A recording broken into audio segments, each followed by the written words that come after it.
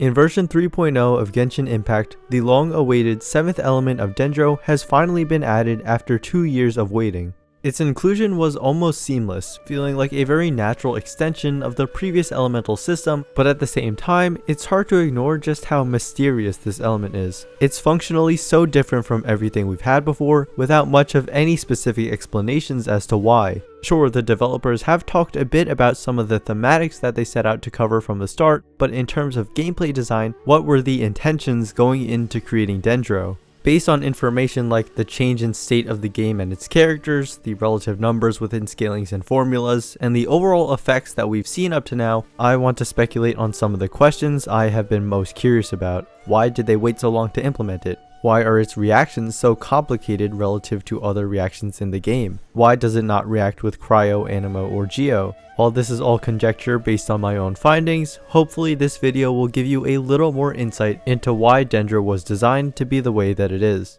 Dendro's absence from being usable on playable characters in Genshin's first 2 full versions still remains rather perplexing. Everything in this game revolves around the concept of the 7 elements after all. Every playable character has one, every region belongs to one, you interact with the environment using them, and even a majority of enemies can be categorized into them. As a testament to how vital elements are to the game's combat, reactions were designed to have little to no downsides in using them on enemies, other than messing up your potential to activate other reactions. There are a few minor exceptions, but for a majority of scenarios it does hold true. The game has literally advertised the concept of mastering the 7 elements since the very beginning, yet Hoyoverse decided it was the right decision to wait 2 years to flesh out the implementation of the final one. Now, technically, Hoyoverse is on record saying that they were unable to come up with a mechanic that the development team found satisfying and innovative, until progress in Sumeru's region gave them inspiration. If we take this at face value, it's reasonable enough. 6 elements was already plenty to make combat feel pretty whole.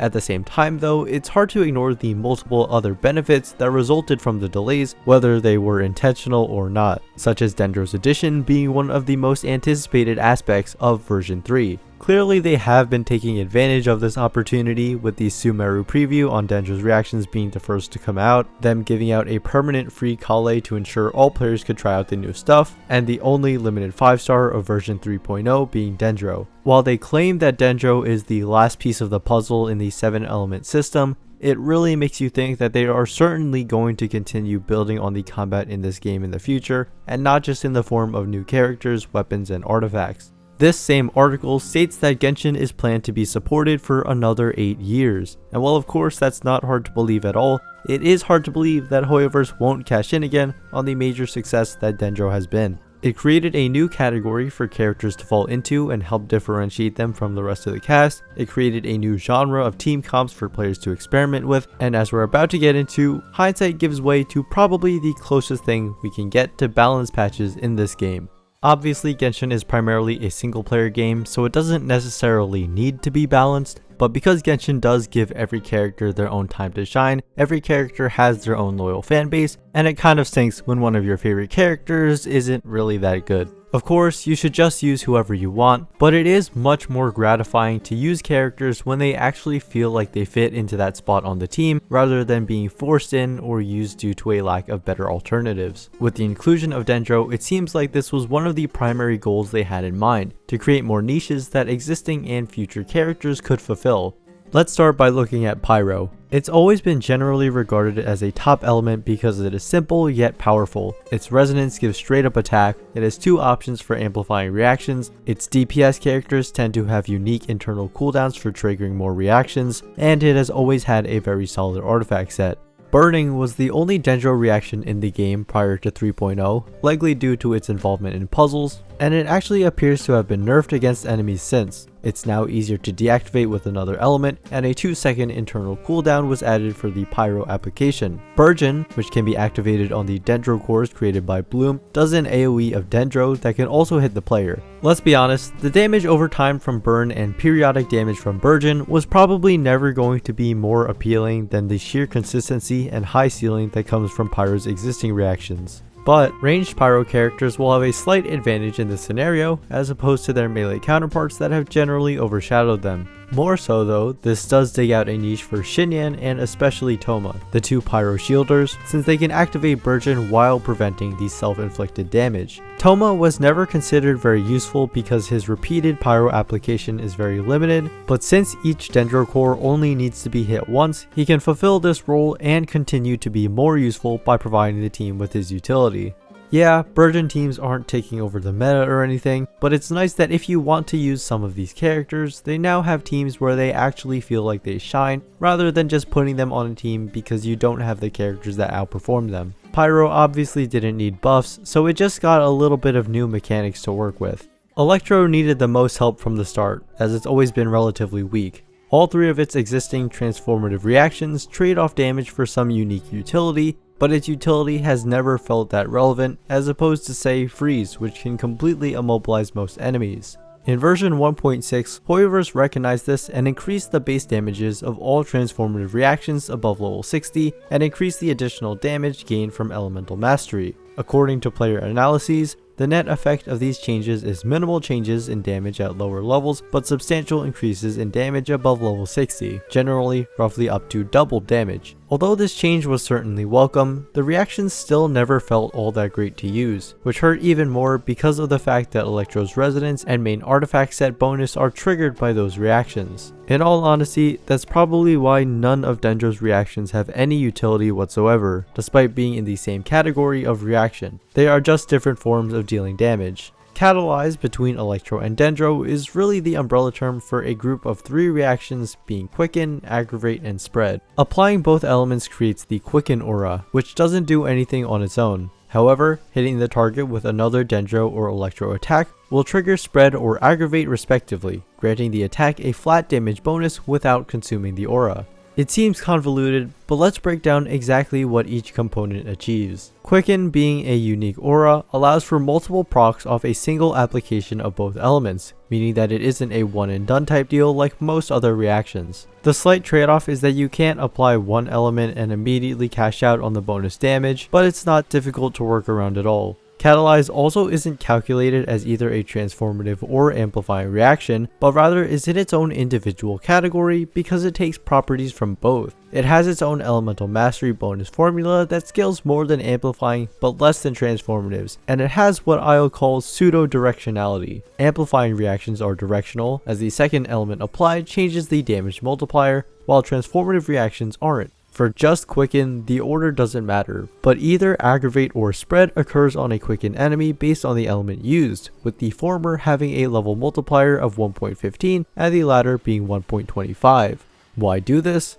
Well, probably because Electro 5 stars are all in the top 10 of characters with the highest base attack. These characters were likely designed initially with the knowledge that Electro didn't have that great of DPS reactions. So in creating Catalyze, they lowered the multiplier to ensure they weren't overcompensating. Not being strictly directional, however, means you don't have to consider how you maintain the order of application like you do Melt or Vaporize. Characters with high Electro or Dendro application don't need to worry about the other element keeping up. The last great thing about Spread and Aggravate not being transformative reactions is that they can actually benefit from the increased damage on crits. Crit has always been the go-to DPS stat to build because of how much it increases your attack and ability damage, but transformative reactions only scale with elemental mastery and level and cannot crit, meanwhile amplifying reactions that simply modify your existing attack can. That's why Electro characters having crit ascension stats was less meaningful, since they wouldn't be making use of it to the same effect as other characters. But now with Catalyze and Aggravate, dealing Electro DPS is way better than before.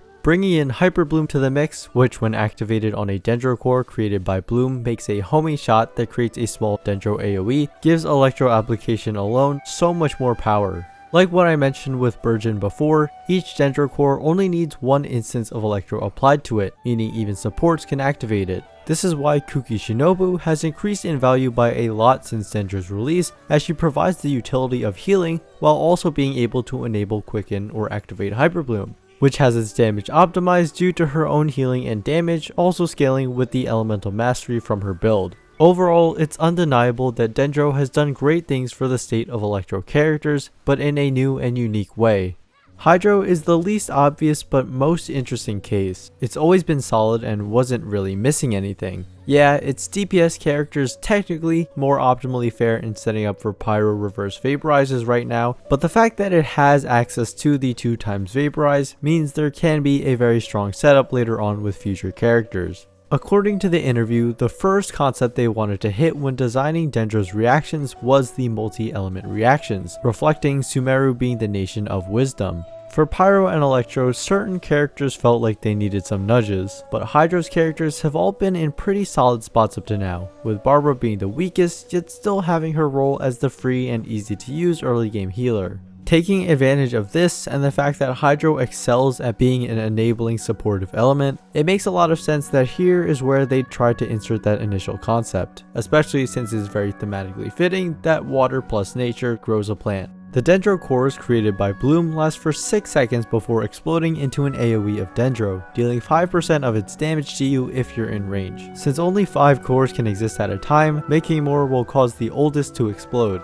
Though Bloom does fork off into Burgeon or Hyper Bloom, it can function fairly well on its own, especially since Cryo's lack of a reaction with Dendro lets you freeze enemies in place while you create more Dendro cores and make continuous explosions. Still though, the game encourages you to use these secondary reactions because of the difference in reaction multiplier. Bloom by itself shares the same multiplier of 2 as Overloaded, but since Hyper Bloom and Burgeon require a bit more effort to pull off, they share the highest multiplier of all transformative reactions at 3. Because of the high EM scaling and multipliers, it makes building Elemental Mastery feel a lot more relevant, and worth the sacrifice in direct damage from abilities. It's quite fitting that Dendro's Resonance grants bonus EM as well. Overall, Bloom and its derivatives have created a bunch of new styles of gameplay to try, with each one feeling unique due to their various properties. Having reactions that branch into other reactions I feel is the future of Genshin combat. It creates more options and combinations in a way that feels like a natural progression for the game. I think it could work really well in the case that they decide to fill out the remaining reactions for Dendro, Cryo, Anemo, and Geo. They definitely should, it just feels like untapped potential, and I don't see any thematic reasons why these elements can't directly interact. The cold kills plants but in a different way than fire. The wind carries the seeds of certain plants. Plants grow in soil created from rock through various processes. And if they decide to adjust how Anemo and Geo work, wind is one cause of the eventual erosion of solid rock. We have learned that the longer it takes, the more hype will generate and the better the end product can be tailored towards filling gaps in the system, but I would still really like for some confirmation at the very least instead of letting us wonder. Cryo's exclusion is the most confusing given that it falls under the same category as Pyro, Hydro, and Electro, and we've seen that they can work with elements already deemed strong. I get that it allows for freeze bloom comps, but to me personally that just seems like a side effect of the reaction not yet being added rather than the final intended design. My two guesses for the lack of all the other reactions is 1. They are again having trouble figuring out how to make reactions that accomplish their design goals, or 2.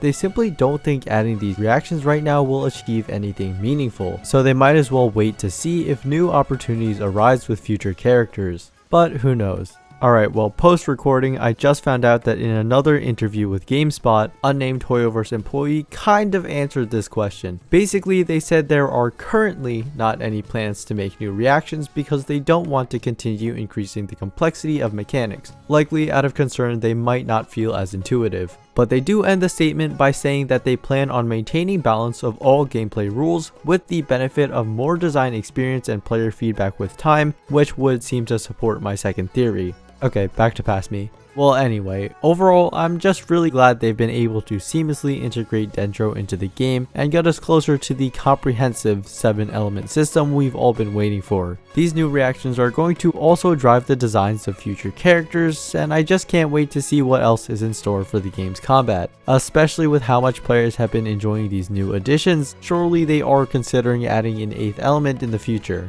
But we will just have to wait and see. I hope you found this video to be interesting or insightful, and as always, thank you so much for watching.